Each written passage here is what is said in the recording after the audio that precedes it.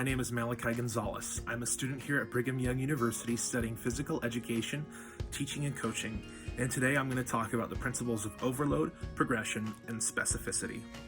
First, the overload principle. The story of Milo of Croton, the strongest Greek that ever lived, involves a young calf. The famous wrestler decided to pick up the tiny creature and every day place him on his shoulders. Milo would continue to put this calf on his shoulders for 4 years. As he would grow, so too would the calf. Until he was carrying a 4-year-old bull. Placing a load on a body system that is greater than what it is used to, causing overcompensation. Adaptations only happen when you have put enough stress on the tissue structures and systems than it is used to doing. Dr. Prusak says, start too light, volume and endurance first. Don't miss workouts, be consistent, and work for tiny gains. Second, the principle of progression. In addition to overload, doing more than one is used to, when you are tired, adaptation changes require an increase in workload over time. Too much too soon and the body breaks down, and over time, increase the demands of exercise. And always remember to include appropriate rest and recovery. Hello, this is my roommate Isaac Allen. Isaac Allen is a recently returned missionary here at BYU. He specializes in MMA style fighting, and we're going to do a quick interview with him regarding the law or the principle of specificity. So Isaac, my first question for you is, what is your go-to training routine to help you become a better fighter? So for fighting, a lot of it is about cardio. So I go on lots of runs to help me with that. And then,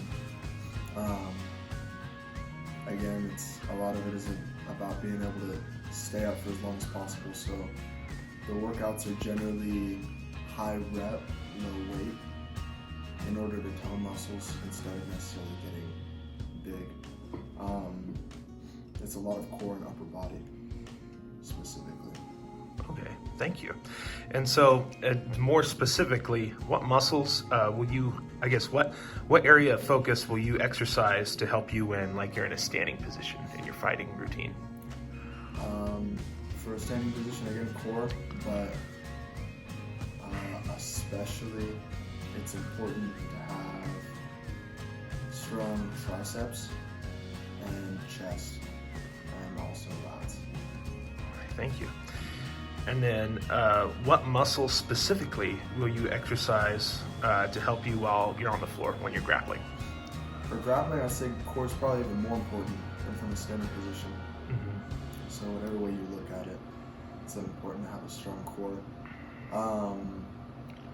And then for grappling, it's also going to be the muscles that you use for pulling. So biceps,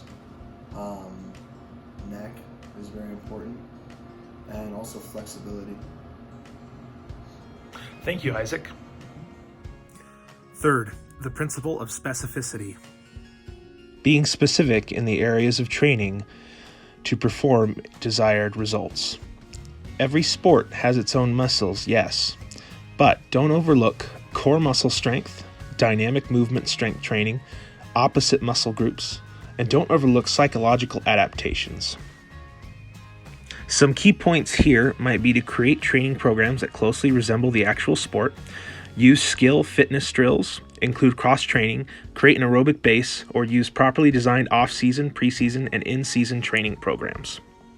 Lucas Bonds, BYU cross-country runner, states regarding specificity as well as progression is that in running, the principle of specificity and progression is integral to smart and elite training. When I start a training block, I don't just jump up to my goal weekly mileage all at once. Instead, I take it a day at a time, building up the number of miles I run per day, which in turn builds up the amount of miles I run per week over time.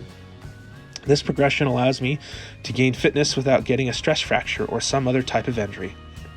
Once I am consistently hitting the amount of miles per week that I want, I start adding in higher intensity workouts to improve and isolate different systems of running.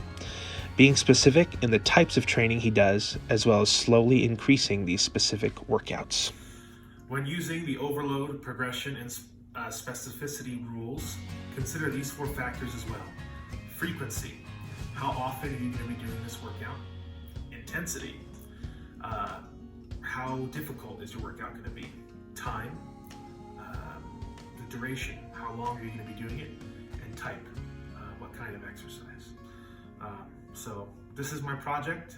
Merry Christmas. Work hard. Don't overtrain.